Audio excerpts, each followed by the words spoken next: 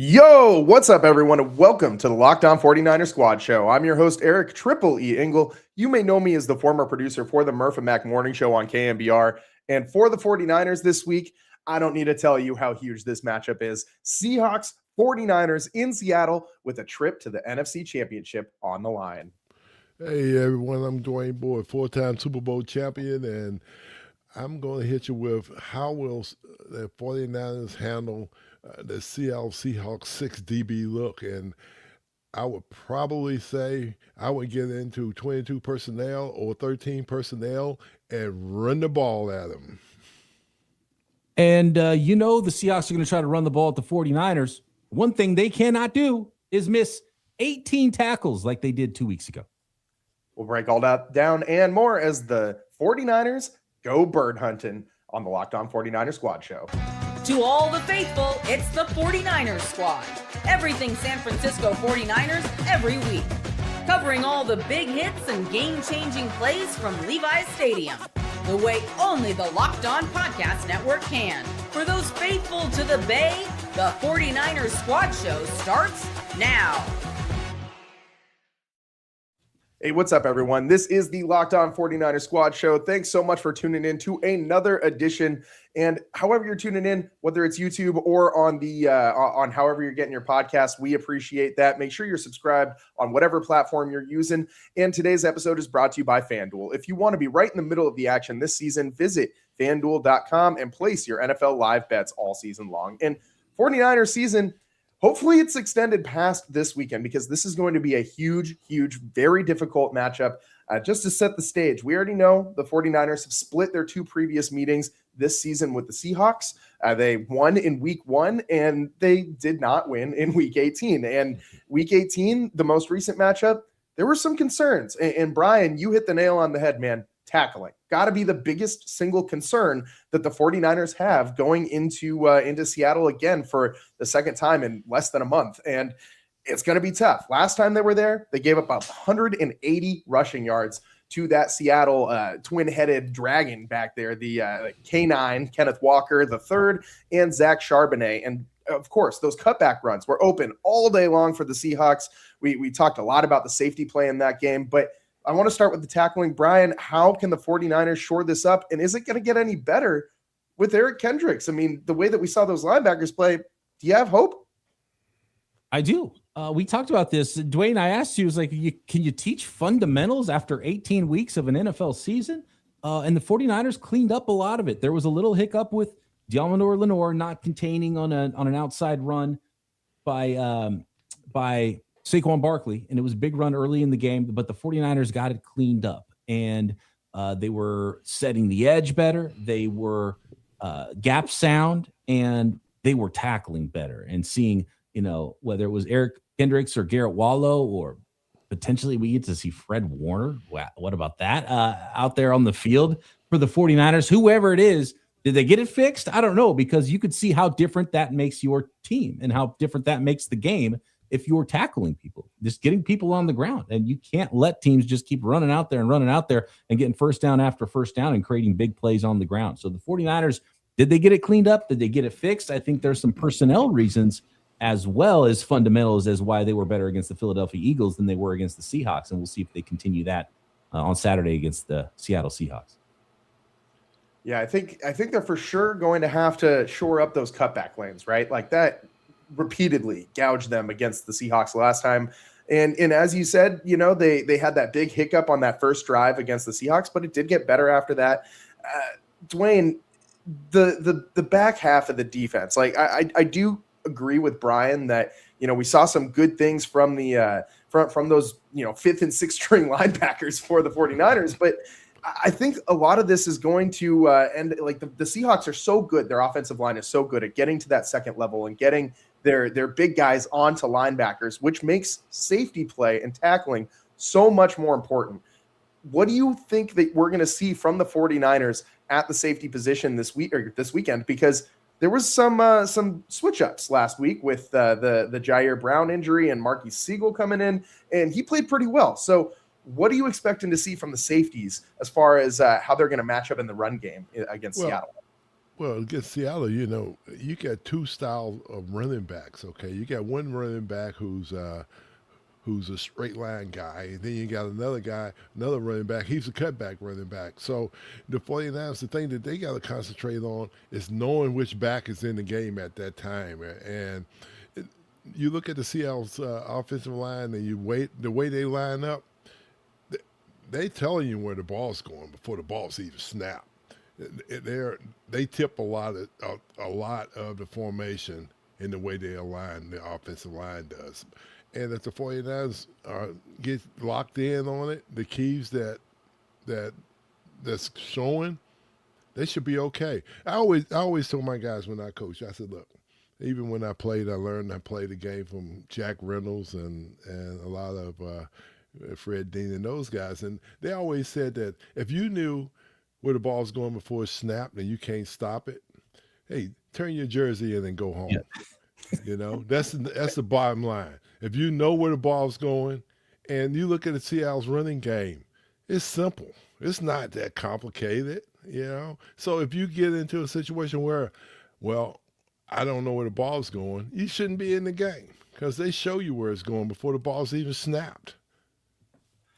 Yeah, and one other aspect of this of the 49ers trying to stop the Seattle run game, the defensive tackles, the two young guys, CJ West and Alfred Collins. Now, I did not realize this immediately after the game, but after the Eagles game. But Nick Wagner tweeted out that when Alfred Collins and CJ West were on the field together, they held the Eagles to just 2.9 yards per carry. That's on 13 rushing attempts. And when neither one was on the field, they had 19 carries for 4.5 yards per carry. So, I mean, that's a pretty drastic difference that these two rookies are making. At least it appears so statistically. Brian, what have you seen from these two young defensive interior guys who are, kind of starting to come into their own a little bit?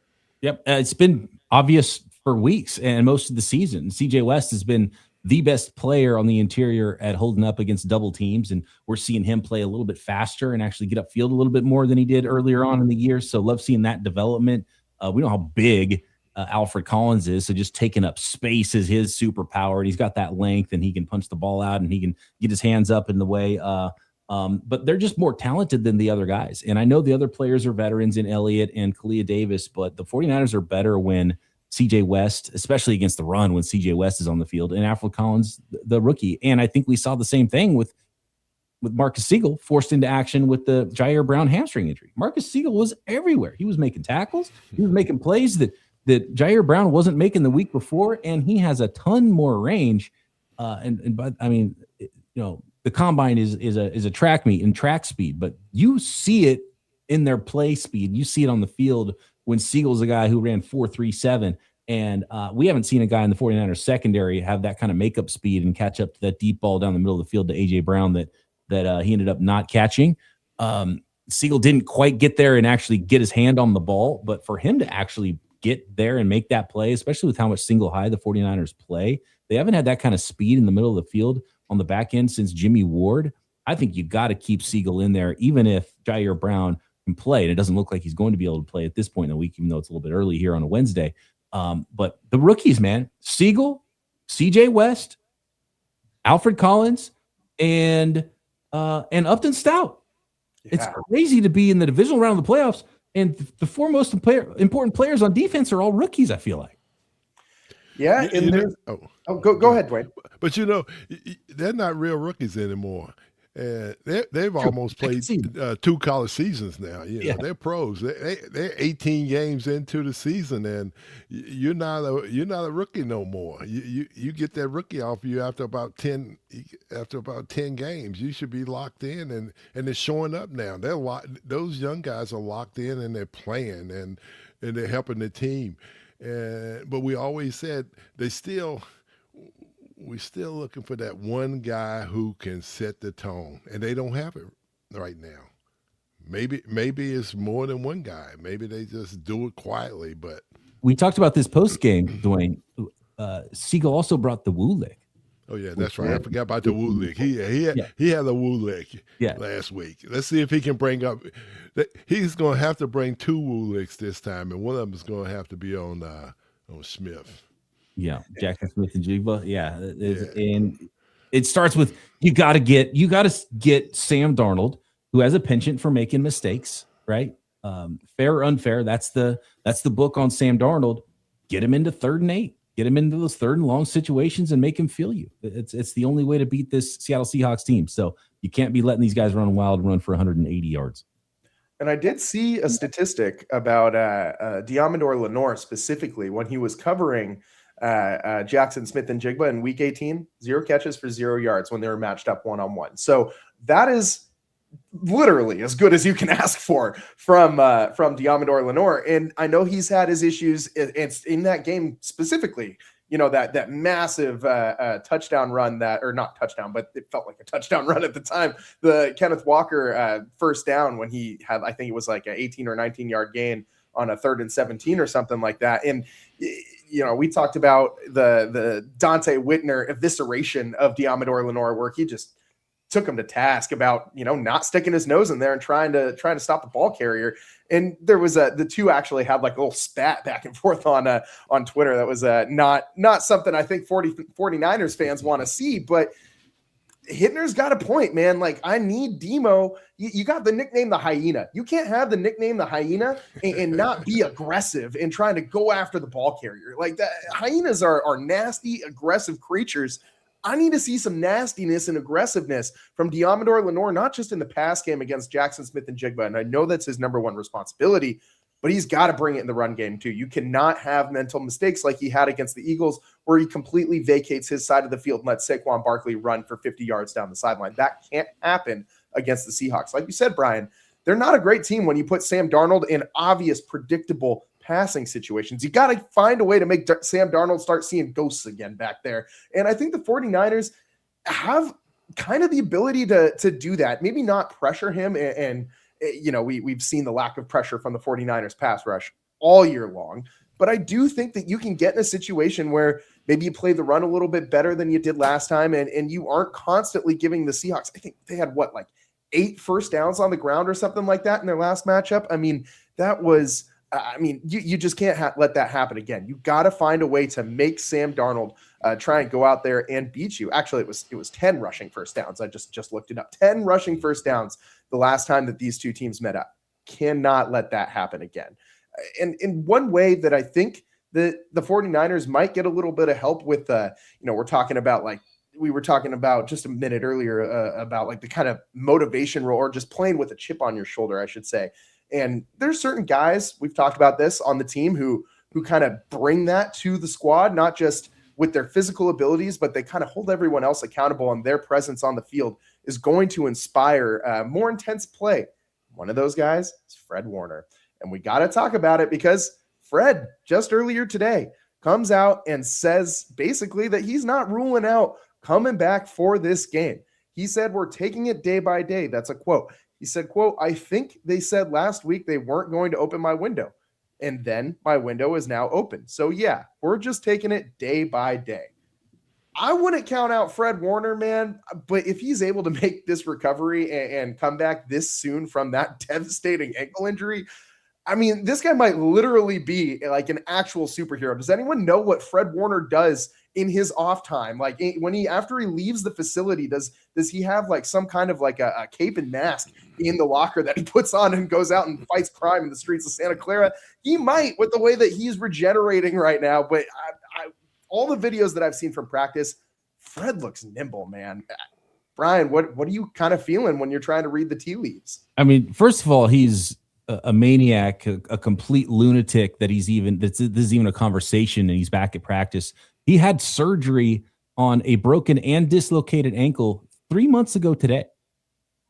And I love him talking about the rehab. And if you wonder how he attacks his days, this is how he does it. He talked about the first 6 weeks when you're non-weight bearing. He said those are all kind of the same. And then after that, you can manipulate the way that you rehab going forward, aggressively, safely, of course, to ultimately get back to this point.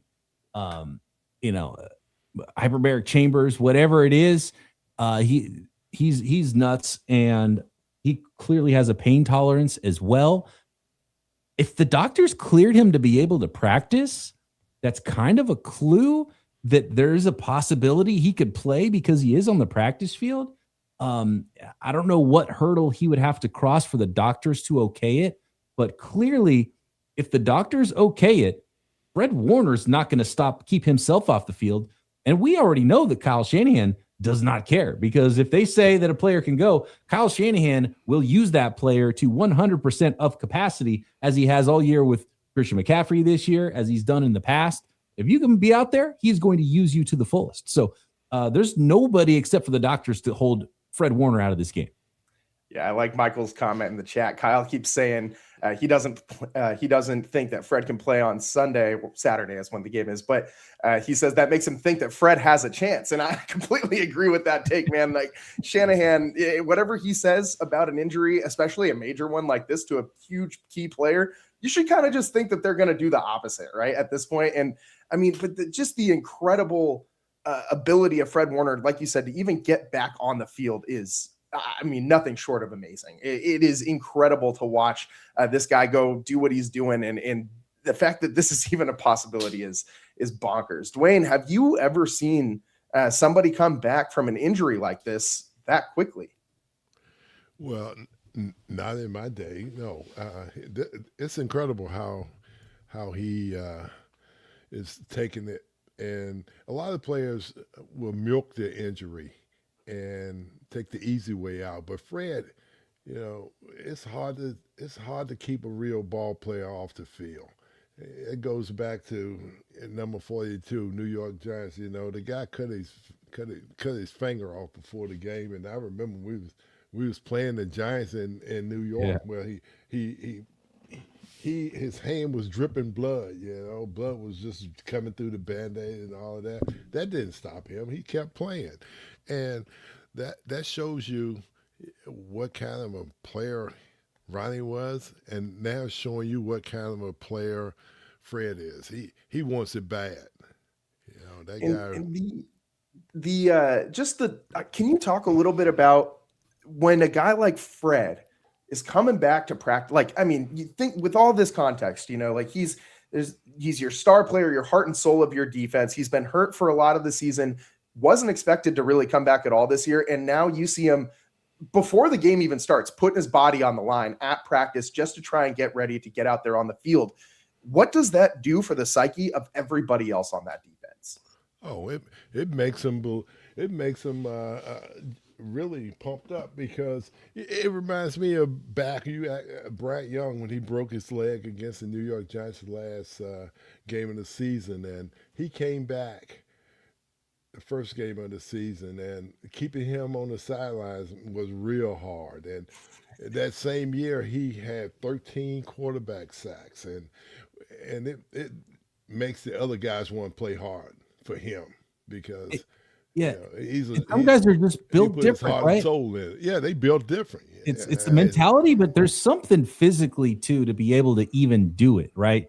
And you're talking about Fred Warner. You're talking about Bryant Young, all-time greats. I think of Jerry Rice.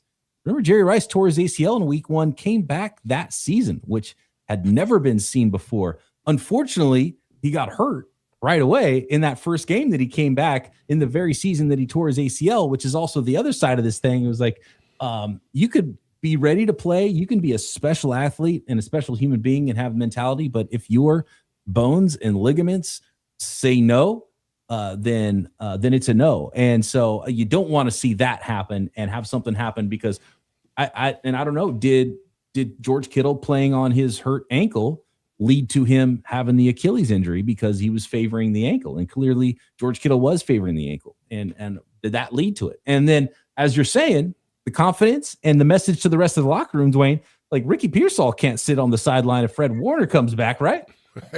Hey, with a hangnail? Yeah. Hey, cut that hangnail off and get on the field, dude. It's a PCL, but but anyway, it's the same thing applies. Well, hey, put some tape on it, okay? Yeah. Put some tape on it and what Bengay, whatever. Get out and get on the field. Show the other players who you are. Okay, show them that you're not afraid to be out there. Hey, it's hard to play hurt, but the winners do. Does Bengay still exist? You were dating yourself with that reference. Wait a minute. What about Shaq? What's that thing that he always? Icy hot. Icy hot. Yeah, put the icy hot on. There you go. Back in the day, it was Bengay. Okay. Yeah. And, the Toradol shot. Get the Toradol shot, some smelling salts, you'll be good to go. I know that the team isn't allowed to pass them out anymore, but I can tell you from personal experience, you go pay a visit up to Tim Ryan in the press box, he'll have one for you. He'll have a smelling salt. I got one literally right here from Tim Ryan. He gave me this in the press box when I went to go I went to go operate the parabolic mic back in my KNBR days, the big satellite dish looking thing when you're standing down there on the sideline, which, by the way, that was one of the most insane experiences. Just seeing on the field level how fast the game is. I mean, you can see it when you're, sitting close, but when you're literally standing on the field with these guys and you see the combination of how big and fast they are, I mean, you realize why people describe collisions in football as a literal car crash, because it's probably more violent than most car crashes. But you never hit the real bomb, though. It's when they take about 100 of those and smash them and put them in a Gatorade bottle and drill a hole in, and then they come by and squirt it up your nose. Oh, my God. Makes you forget what day it is. Oh, my God. I don't even know what to say to that. That's oh, my God. One smelling salt is more than enough in my experience. It is. I mean, they're strong, man. Dwayne, were you a big smelling salts guy? I never win the game without it. I always kept it in my sock, because if I got knocked out, all I had to do was reach down in my sock and pull it out, and I didn't need to go to the sidelines to get checked or some smelling salts. I had it with me. Now they got these fancy tents on the sideline coddling these athletes. Man, come on. There's no tent. There's no tent for Dwayne Board. Get the smelling salts in the sock. Well, Dwayne Boyd don't even like camping, so no tent for me. Dwayne Board, not a tent guy. Not a tent guy. I will say one more thing about Fred before we move on. This guy played the entire last season on a broken ankle. Now, I know it wasn't to the same degree as the injury he suffered this season, but this is not a guy who is unfamiliar with playing through pain. He did it literally for the entire season last year. If there's one guy in the entire NFL, not just on the 49ers, the entire NFL, that I think would have the best chance of coming back in a situation like this, it is Fred Warner. He is the best middle linebacker in the entire game. And he might even be the best middle linebacker in the entire game when he's not fully healthy. Like, this guy could be at 80%, 75%, and probably would still be the best one out there. And the Seahawks, they got a pretty formidable defense out there too. So why don't we get into that next? How the 49ers can slow down the Seattle defense and stop them from containing them the way that they did in Week 18. We'll get into that and more coming up next here on the Locked On 49ers Squad Show.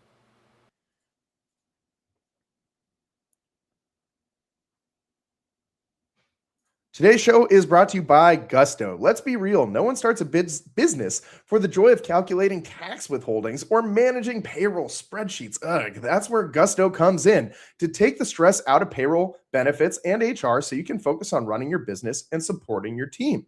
Gusto is the all-in-one remote-friendly payroll and HR platform that makes managing your team simple, transparent, and fast. Whether you're hiring, onboarding, or paying employees, Gusto helps you do it all from one place without the hassle or hidden fees. Unlimited payroll runs for one monthly price with Gusto, which means no surprise charges at the end of the month. You gotta love that. And their automated tools like offer letters, onboarding materials, and direct deposits save you hours every week. And knowing you can reach certified HR experts anytime gives you a real peace of mind. Try Gusto today at gusto.com/lockedonnfl and get 3 months free when you run your first payroll. That's right, 3 months of free payroll at gusto.com/lockedonnfl. One more time, that's gusto.com/lockedonnfl. Hey, it's Matt Derry from the Locked On Lions podcast. The people I love depend on me. If I'm gone, The financial responsibilities don't disappear. I didn't want my family figuring things out during the hardest moment of their lives. That's why I knew only one place to go. I chose life insurance through my friends at Ethos. Ethos makes getting life insurance fast and easy, 100% online. You can get a quote in seconds, apply in minutes, and get same-day coverage. There's no medical exam. You just answer a few simple health questions. You can get up to $3 million in coverage. Some policies are as low as $30 a month. I love the folks at Ethos. Protect your family with life insurance from Ethos now by going to ethos.com/LockedOnNFL. In as little as 10 minutes, you can get the free quote and up to $3 million in coverage at ethos.com/LockedOnNFL. That is ethos.com/LockedOnNFL. Ethos.com/LockedOnNFL. Application times and rates may vary.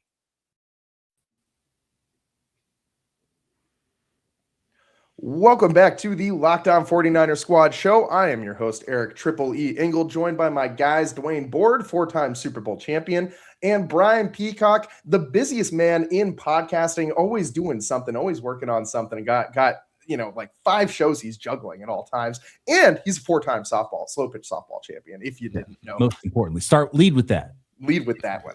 Well, it would be I wouldn't be doing a service for the listeners if we didn't talk about the whole picture, the whole big picture of the 49ers against the Seahawks this year. And I know that we've talked a lot about week 18, and it is what have you done for me lately league?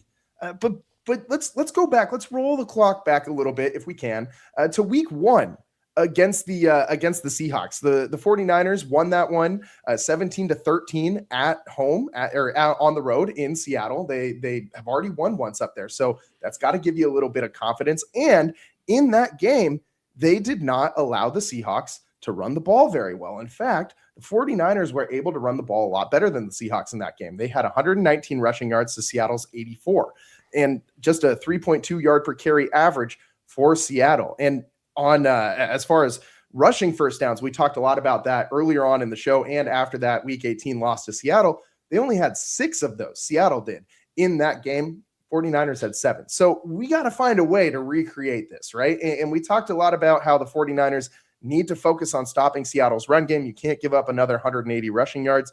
I do think that you have a little bit of maybe momentum and confidence after that, especially for the young guys, after that win in Philly and the way that they held that Philadelphia rushing offense in check.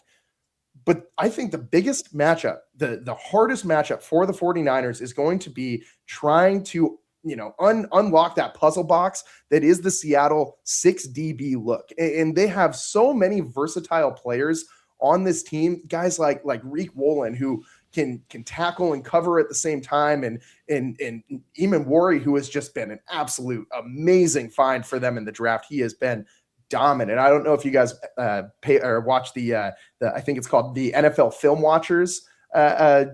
He's on Twitter and on Instagram, and in this kid, he's like 19 or 20 years old. He offers some of the best breakdowns I have ever seen in my life. But he highlighted how Eamon Warry just decimated the 49ers the last time that these two teams played. He snuffed out runs all the time. You remember that screen pass that they tried to George Kittle where he just got blown up in the backfield? That was Eamon Warry basically destroying that play all by himself. I mean, the way that this guy can go and attack mismatches against the 49ers, I mean, it seems like every single matchup that you can put on him is a mismatch in favor of Eamon Warry, whether he's rushing the passer, trying to stop the run, and he's pretty damn good in coverage too. So, I mean, to be able to have this many, multifaceted guys, multi-tools, basically all over the defense, it allows that Seattle look to be very, very multiple on the defense. I mean, they can throw so many different things at you, which makes them a very hard unit to prepare for.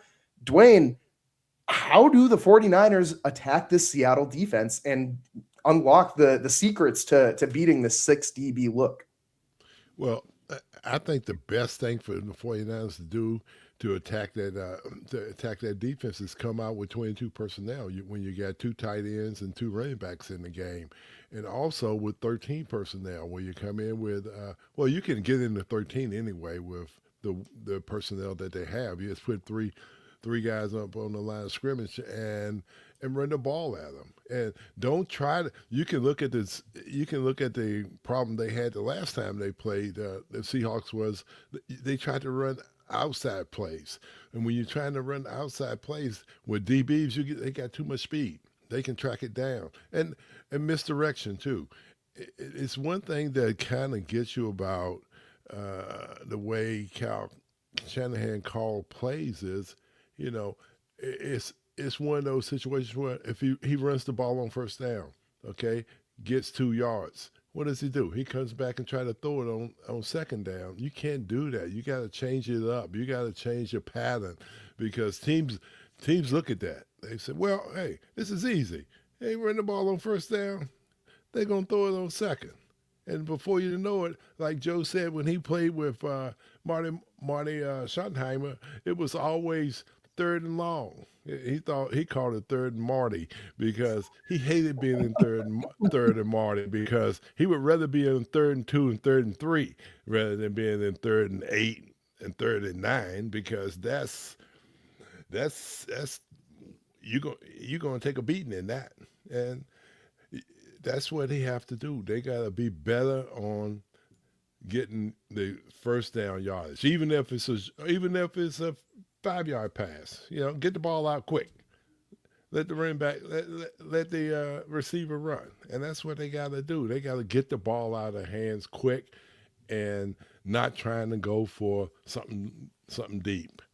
And the thing with the 49ers is that if they score first, it gives that offense a lot of confidence. When they go 3 and out, just watching them, they lose that confidence, and it's like they got to find some pick-me-up, and that's what happened in Philadelphia. The pick-me-up came from Juwan Jennings when he threw his perfect pass.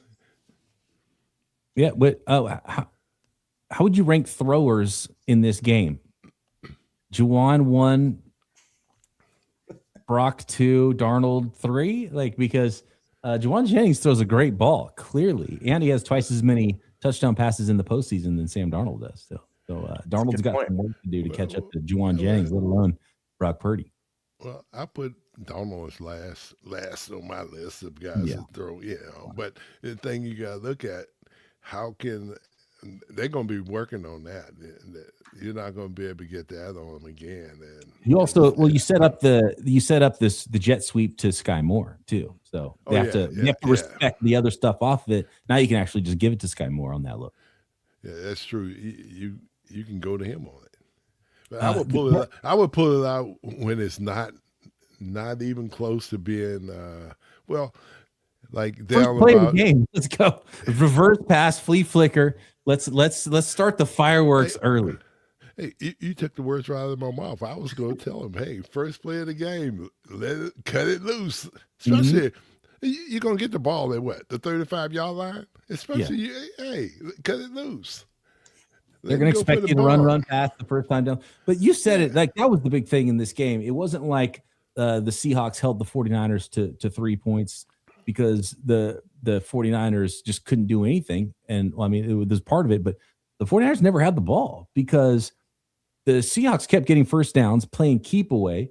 And then when the 49ers did have the ball, even though they were one of the better teams in the NFL at not going 3 and out throughout the season, they couldn't get anything going. And that's why you couldn't get people talking about, McCaffrey only had 9 carries.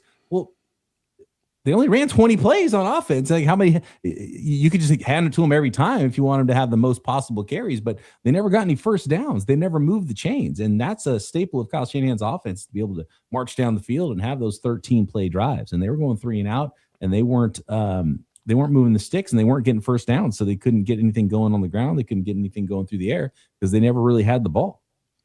Yeah, go ahead. No, go ahead. Another thing too in that game was they was in 21 personnel, and they was using a lot of fly motion with the fullback, and all the Seahawks was doing was tracking the fullback, and the fullback was taking them to the ball carrier, to McCaffrey. Come up with something different. Yeah, give them a little rotten banana in the tailpipe. So that's interesting because we talked a lot about how Kyle Juszczyk has been just exceptional, especially after George Kittle went down last week. I mean, Juice kind of filled the George Kittle role. I know that he wasn't, he's not a tight end, but he was the third down target. He was the safety blanket for Brock on multiple plays and turned nothing plays into something. I mean, him just driving a Blankenship into the ground with just lowering the shoulder after he already made a couple guys miss on that catch and run was just, I mean, hang it in the Louvre. You know what I mean? That was amazing to watch.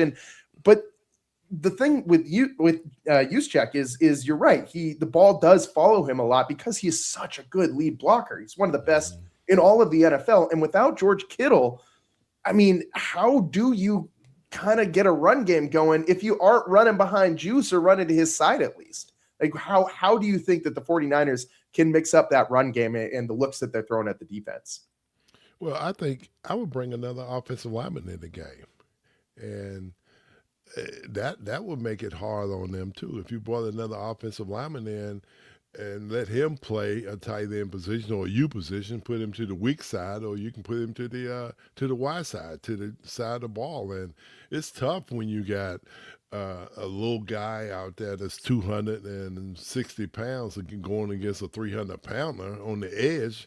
And I know I love that, Dwayne, because it's like, okay, rookie Nicky Manwari, you're a big safety, you're 6'3", 220 pounds. You guys are going to go, big nickel against our base package or whatever. Okay, well, what about? Do you remember when Trent Williams went in motion against the Green Bay Packers? Right.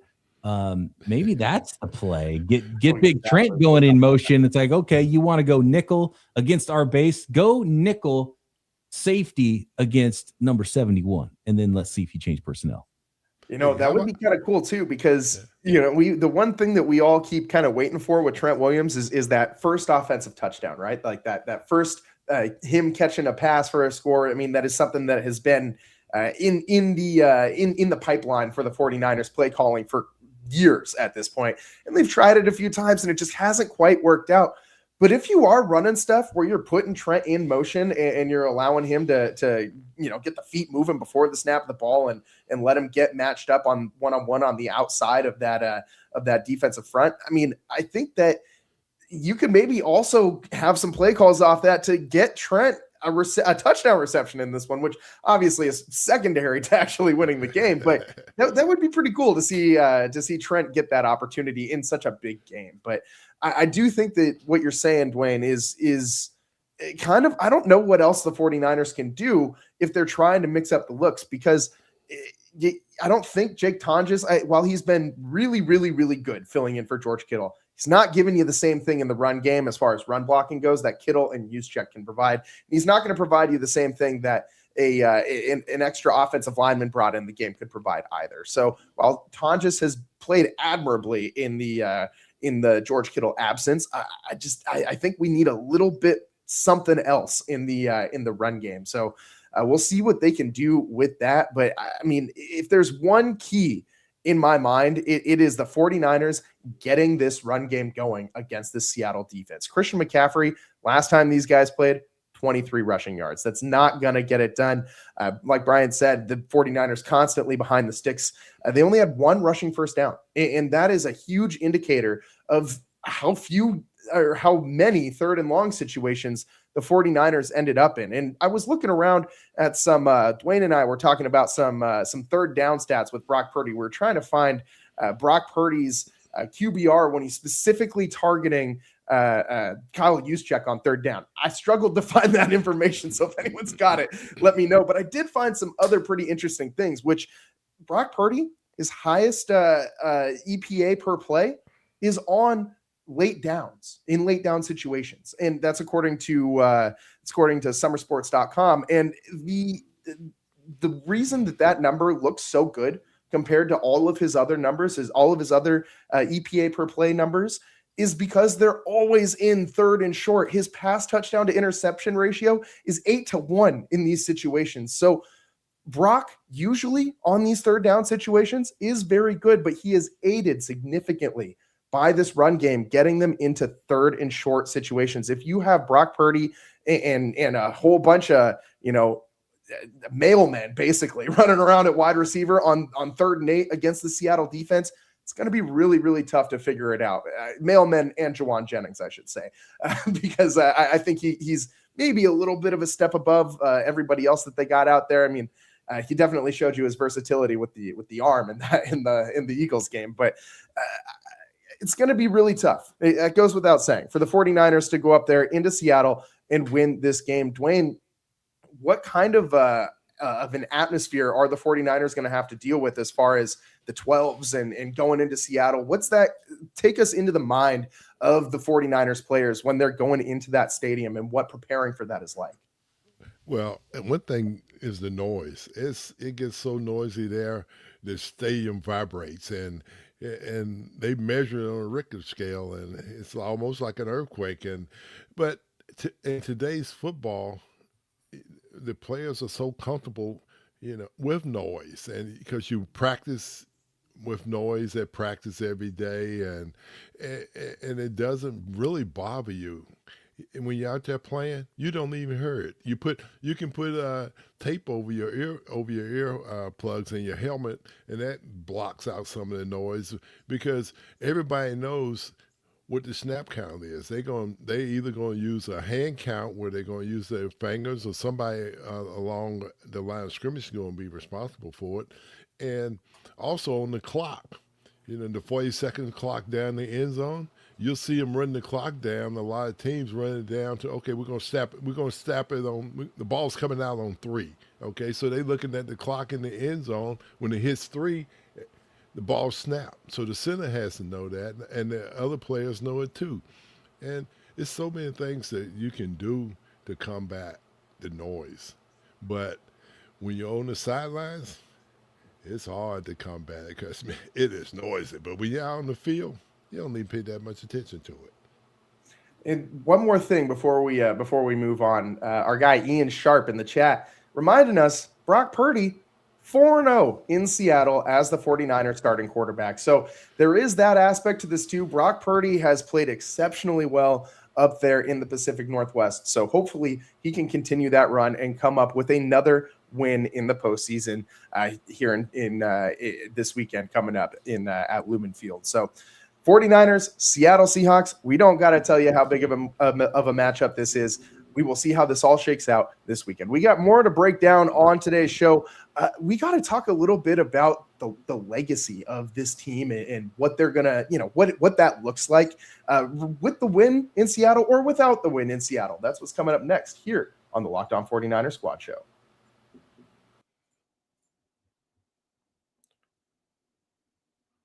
Today's show is brought to you by Quo. New year, new systems. That is the time when a lot of us look at the messier parts of how we run our business and think there has to be a better way. And there is. Streamlining your communications is one of the quickest upgrades you can make. That's why today's episode is brought to you by Quo, spelt Q-U-O, the smarter way to run your business communications. Because when your team is reachable, organized, and communicating in one place, you're not just working clearer or cleaner, you're creating more opportunities to connect with customers. I love how simple Quo makes everything. Your whole team can call and text from one shared business number, so nothing gets missed. Everyone sees the full conversation thread, which makes replies faster and more personal. It works right from your phone or computer, and you can even keep your existing number. And Quo's smart AI tools automatically log calls, summarize conversations, and highlight next steps, so details never slip through the cracks. It's no surprise Quo is the #1 rated business phone system on G2, trusted by more than 90,000 businesses, from solo operators to growing teams. Make this the year where no opportunity and no customer slips away. Try Quo for free, plus get 20% off your first 6 months when you go to quo.com/lockedonnfl. That's QUO.com/lockedonnfl. Quo, no missed calls, no missed customers. Welcome back to the Locked On 49ers Squad Show. I'm your host, Eric Triple E Engel, joined by Dwayne Board, 4-time Super Bowl champion, and 4-time slow pitch softball champion, Brian Peacock, one half of the Locked On 49ers podcast. And guys, I was kind of kicking around this idea of how this year it's been so just weird. This 49ers season has been so weird, right? Like, I feel like I've spent more time this season when I'm thinking about the 49ers being upset than like being happy about what I'm seeing from the team, which is hilarious because they're one win away from going to the NFC Championship. I mean, they had a pretty good regular season record, 12-5. That's a pretty damn good year. 12 wins is hard to do in the NFL. Yet every week it was like, yeah, well, the 49ers won, and there was some kind of, major injury that happened or very concerning thing about the game that kind of gave you pause about what the team was going to look like going forward. And yet they just keep marching on. They keep overcoming all of these obstacles. And if they win, if they were able, let's just put on, our pretend caps for a minute. And we just live in a world for a second where the 49ers, actually do go and win the Super Bowl this year. Would that make this team, Dwayne, do you think that would make this 49ers team, would that be the best Super Bowl win that this franchise has ever had if they're able to pull it off this year, especially if the Rams are the ones that they face in the NFC Championship? That would mean going through the Eagles, Seattle, the Rams, and then playing whoever the hell in the AFC. The only way that would get even more sweaty for the 49ers and 49ers fans would be if they were playing the Chiefs, which obviously that can't happen. But if you consider all of those factors, would that make, if the 49ers are able to pull that off, would that make this team the best team in 49ers history as far as the Super Bowl win goes? Well, I would take it all the way back to the 1981 team. The 1981 team had a bunch of players. I'm talking players. They didn't have a bunch of stars, okay? And those guys went out and played for each other. And if somebody got hurt, it was next man up. And we had a running back. I can't even remember who the running back was back in 1981. He was just a guy, okay? And we had, two receivers, Dwight Clark, Freddie Solomon. That was it. Tight end, I don't know who the tight end was. It's like, hey, it's been forever. 1981, that's a lot of miles on my brain, but that's what you're going to do. That's what you're looking at. You're going to compare this team to that 1981 49er team where it's just a bunch of guys playing football and playing together, playing as one heartbeat. That's all you can ask for. And no stars, okay? Nobody getting special treatment. It's just guys out there playing and having fun, and that's what the game is all about. It's not about, being a superstar, okay? It's about winning football games, and no matter how you do it.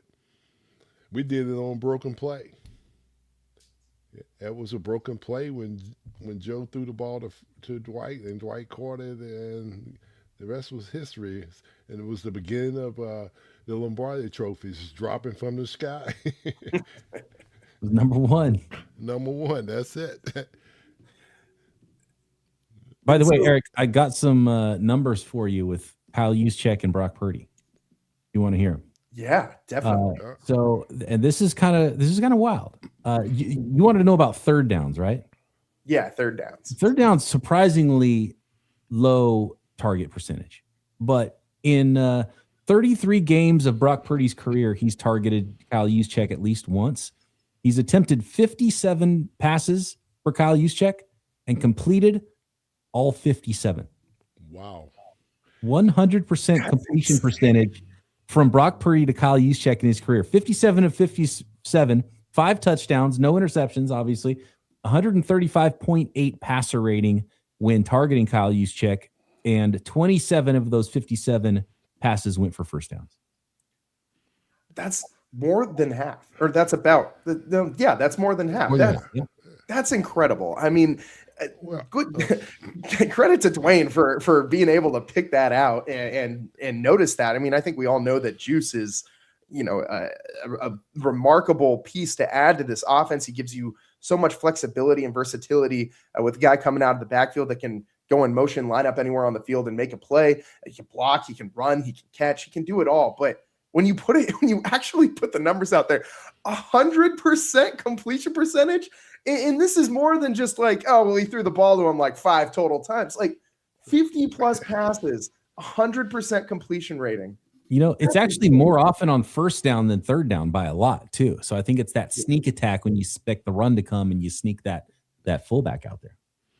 Yeah, and that's the thing. When when the last time they played him and he had that fullback fly motion, hey, just dump it off to him a couple of times. And just watching him, that guy got sticky fingers. He catches everything. If he has to go down and dig it out, out from a gopher hole, he's going to catch it. Yeah, that guy, he's a weapon. The OW, the offensive weapon. Yeah, man, that's an incredible stat right there. 57 of 57. I just can't get over that, man. That's quality stuff right there. Great research, Peacock. Where'd you find that? Yeah. Thank you. That is the true media is where you get the best, the tastiest stats like that. That's including playoffs, by the way. If it's regular season, it goes down to 48 of 48. Oh no. So what'd you say his touchdown ratio was? So there was 5 touchdown passes of those 57 targets. And if you go to regular season, there was 48 such attempts for 48 catches and still the 5 touchdowns. So no postseason touchdown passes. Well, it sounds like we got to get Juice a postseason touchdown reception up there in Seattle. That's what it sounds like to me. They're going to need more than one. One for Juice, one for Trent. Maybe Juwan Jennings has to throw one of them too. Just go unconventional. Juwan Jennings touchdown pass to Trent Williams. How about that? Or I like it. Put Trent in the backfield with Juice and McCaffrey, okay? And let Trent be the guy who sneaks through the line of scrimmage and he just throw a little jump pass to him. How about this? Despite Juwan Jennings having such a great arm and being a former quarterback, the 49ers emergency QB is actually Kyle Juszczyk. What if Kyle Juszczyk throws one to Brock Purdy? I thought it was Christian McCaffrey. How many position guys do they have that can play quarterback? It might be McCaffrey now. Maybe it was pre-McCaffrey era. It was Kyle Juszczyk was the. You know, why don't they use the juice on the tush push, okay?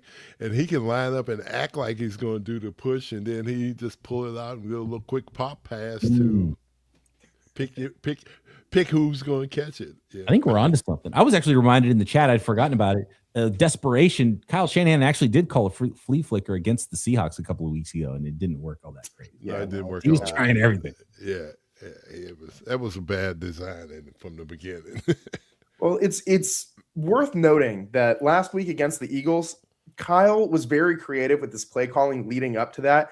And he did call some plays to set that up. He offered the same look with the same motion multiple times and progressively added. The first time, I think, out of that formation, they just turned around and handed the ball off, I'm pretty sure, to McCaffrey. The next time, when Sky Moore came across in motion, they actually gave it to him on the jet sweep, only gained about 3 or 4 yards on the play. Neither of those 2 prior plays were very effective. But on the third time around, they, Sky Moore flipped it to Juwan Jennings, and we saw that magic happen.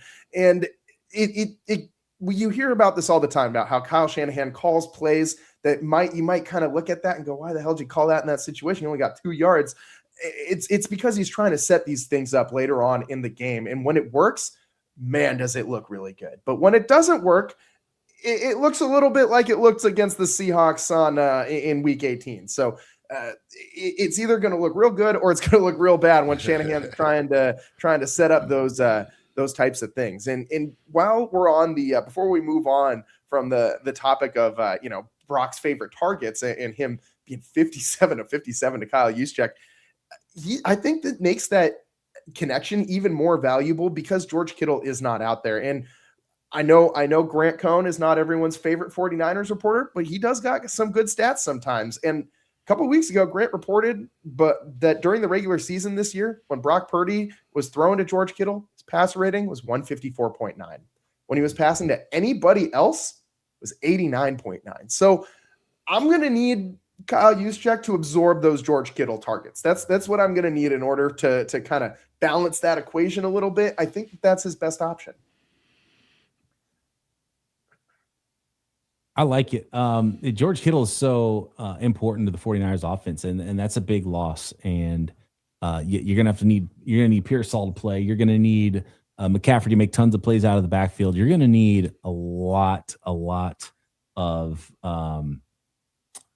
everything essentially to make up for what George Kittle can do, both as a blocker and as a pass catcher. So And you're look, the Seahawks are favored for a reason, and they should be favored in this game. But guess what? The Eagles were favored for a reason as well, and they should have been favored. But that doesn't mean the 49ers can't go out there and shock the world as they've continued to do. And that's why you play the games, and you're just going to need guys to make plays, and you're going to have to probably have a takeaway. Maybe make some plays on special teams as well. So every man up, maybe even Fred Warner in this game. Fascinating. I know while we're talking about the lines in this game, last I saw Seattle was favored by 7.5, which is pretty big spread when you're talking about postseason play and more than a touchdown or even add a touchdown. That's a pretty large, it's a lot of points to give a team in the postseason. But I'm wondering how much that line will move if Fred Warner does come back.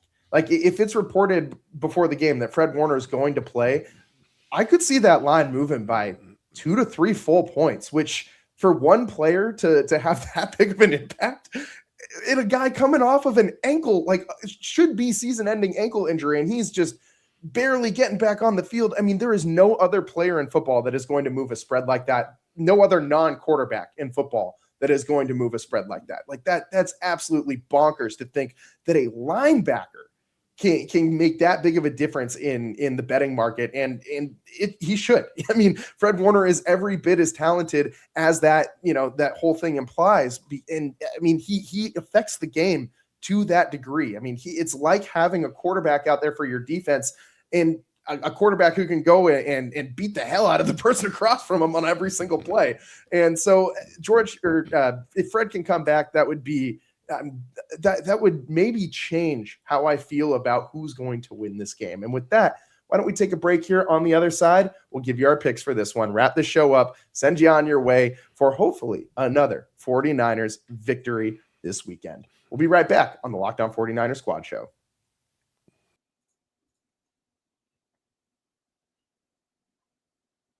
Today's show is brought to you by Home Chef. As the new year gets going, a lot of people are trying to simplify their routines, and dinner is a big one. Between busy workdays, cold winter nights, and packed schedules, having an easy, reliable dinner plan makes a huge difference. That's where Home Chef comes in. Home Chef takes the stress out of cooking by delivering fresh, pre-portioned ingredients right to your door with easy-to-follow recipes that actually taste great. They're rated #1 by users of other meal kits for quality, convenience, value, taste, and recipe ease.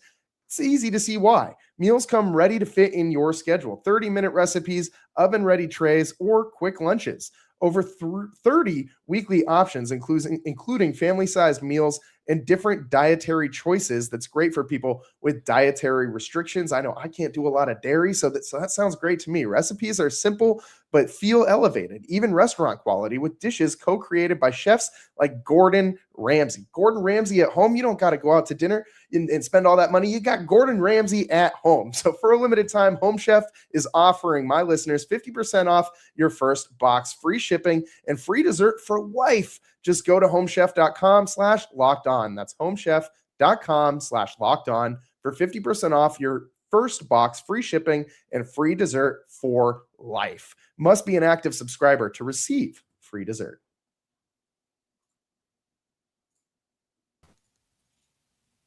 Welcome back to the Locked On 49ers Squad Show. I'm your host, Eric Triple E Engel. A very hungry Eric Triple E Engel after that last Home Chef read, joined by four-time Super Bowl champion Dwayne Board and one half of the Locked On 49ers podcast, Brian Peacock. And guys, the only thing left to do is pick some winners in this one. So Brian, why don't we start with you, man? How you feeling? And give me a final score. Real quick. This is what I get for trying to look up stats live on the air. I had something clicked on there where it actually was only showing me the completed passes. So it's not quite 100% 57 to 57 from Brock Purdy to Kyle Juszczyk, but it is 80%. 73 attempts career from Brock Purdy to Kyle Juszczyk, 57 of those caught. So a 78.1% completion percentage, 5 touchdowns. Did have 1 interception. Because I was thinking, I remembered one like deep ball down the left sideline that was not caught, and that was bugging me. And then I realized, okay, I had the wrong filter on. So, still very good, 80%, not bad, and still 115 passer rating when targeting Kyle Juszczyk. I mean, I'll still take that. I mean, I I'll don't take think the bar is you got to be 100% to be good, right? I mean, that's still unreal level of production and consistency. I mean, that's like got to be the biggest safety blanket in the world when you got Juice running out there. Yeah, it's an awesome thing to have, and it's awesome that there's a lot of times what happens in the NFL is you get a player and he's really good and you have to pay him a crazy amount of money, but fullbacks don't make a lot of money. And he actually had to even end up taking a pay cut because they were going to let him walk, and ended up bringing him back again. And for what he makes as a fullback, it's really nice to have a player that is maybe only on the field half the time or even less than half the time. But when you need him, he's there and he can do so much for you and just fill some gaps. And so it's a really valuable player. And he's fresh. Like, that's one thing I notice about Juice is whenever he comes on the field, and we've talked about this before, dude is running wind sprints on motions. You know what I mean? Like, this guy is the freshest player on the field every time he's out there. So I love me some Juice, whether it's orange juice, whether it's grape juice, whether it's Kyle juice. I love Kyle Juszczyk, and I need him on the field for the 49ers in a lot of the plays in this one, and I need him to fill some of that George Kittle void. But what do you think is going to happen in this one, Brian? Well, I think we should probably all pick the Seahawks. So I'm going to pick the Seahawks because that tends to do wonders for the San Francisco 49ers when I pick against the 49ers. The Seahawks have proven to be a better team this year. I think they had a better record. They beat the 49ers head to head. They barely lost to a full power 49ers in week 1. It was ages ago. That doesn't mean the 49ers can't go win this game. I think 7 points is disrespectful to a playoff team, and especially a division rival like the 49ers. They're going to have to tackle well. They're going to need some help. You're going to need a big play on special teams. You're going to need a takeaway on defense. And you're going to have to get some first downs. And so they're going to have to play a very different game than they did just a couple of weeks ago. And I think they will. It'll be different. But I do think the Seahawks end up taking this one something like ugly score 19-16. Yeah, neither team has scored more than 20 points against the other one this year in either of the two matchups. So I do expect it to be low scoring. Dwayne, what about you? How are you feeling about this one? Well, I'm feeling a little bit like Brian here. The 49ers, they're going into a tough environment and coming off a short week, which the NFL, how can they do that? Why did they put the 49ers on Saturday instead of, okay, they're going against a team that's coming off a bye week, and there they are playing on a short week, the 49ers. And it's about ratings, because last week, 41 million people watched the 49ers and Eagle game. And there's probably be about 45 million watching the 49er and Seahawks game. So I don't understand the league when they put the 49ers in a situation like that. So with that, I'm going to take the Seahawks 15-13. It's going to be one of those again. I wonder who's Terry Bradshaw taking this week. Scoregami type game. Yeah. 2-0. 2-0 49. Yeah. You know, it's gonna be a close one. It's gonna be low scoring. I think we know that. I am also gonna pick the Seahawks in this one. I think that the Seahawks are, I mean, they're a minus 345 money line favorite in this one. That is absolutely huge. And you know, it's not often that these big lines are wrong in Vegas. I mean, sometimes you might be able to find some value betting wise, but when a spread is this big, the team that's favored very, very, very rarely loses. And while it's been a Cinderella run for the 49ers this year, I think it's getting close to midnight. That carriage is starting to turn back into a pumpkin, and we'll see if they can pull it off, but I'm leaning Seahawks. I think this one's going to be a 17 to 15 final. We'll say that 17-15. It's a nice ugly score for you in this one. And I do expect this to be kind of an ugly game. I expect there to be there's been some chirping this week between the two teams. I don't remember which Seahawks defensive player it was. I know it was a defensive player, but the guy went up there and he said, we don't talk a lot. And we aren't that's not us. And then he proceeds to talk a bunch of smack about the 49ers. And I'm just thinking to myself, man, go ahead. Come on. Give them the locker room, the bulletin board material. Keep it coming. Keep it coming. And just I hope everybody keeps picking against the 49ers. I hope nobody gives them a shot, because all of those things, I hope they got our show up on the TV in the locker room, and they're saying, these three goofballs, these two goofballs and Dwayne Board don't think we got a shot.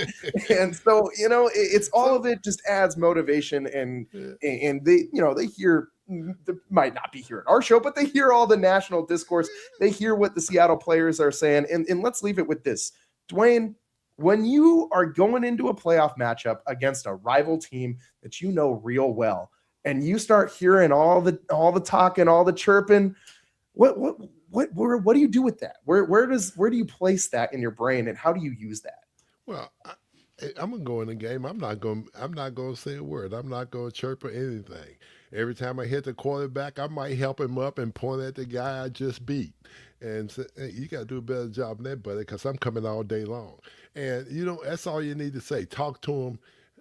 Don't get in their face and get into a shouting match. Just talk to him calmly, because that really it makes them angry. Dwayne puts it in his sock next to his smelling salts. That's where he puts it. Yeah, somewhere. Oh, man. And with that, that's all the time that we got for you guys today on the Locked On 49ers Squad Show. Fun show. And, hopefully it's an equally fun game for the 49ers this weekend against the Seahawks up there in Seattle. They'll be taking on the, Sam Darnold, former 49er, and hopefully they can make him see some ghosts. Hopefully that defense can shore up against the run a little bit compared to what they showed you in Week 18 and the last time these two teams matched up. And hopefully Brock Purdy can make it a perfect 5-0 playing in Seattle. It's all the time that we got for you guys today on the Locked On 49ers Squad Show. For myself, Eric Triple E Engel, for Dwayne Board, for Brian Peacock, thank you guys so much for tuning in. Make sure you're subbed up on all of our different platforms. I want you to go home and I want you to listen to the Locked On 49ers Squad Show on the way home. Then I want you to get home and I want you to turn on YouTube and see the video version of it, so you can see our beautiful faces here and my very unkept beard that I'm just going to keep growing this thing out as long as the 49ers keep winning playoff games. Maybe once they lose, I'll straighten it up a little bit. I'm going to be looking like Forrest Gump when he's done running after if the 49ers get all the way to the Super Bowl. So we'll keep it going. We'll see how this goes for the 49ers against the Seahawks. But for us, it's all the time we got for you guys today. We'll see you next time. Peace.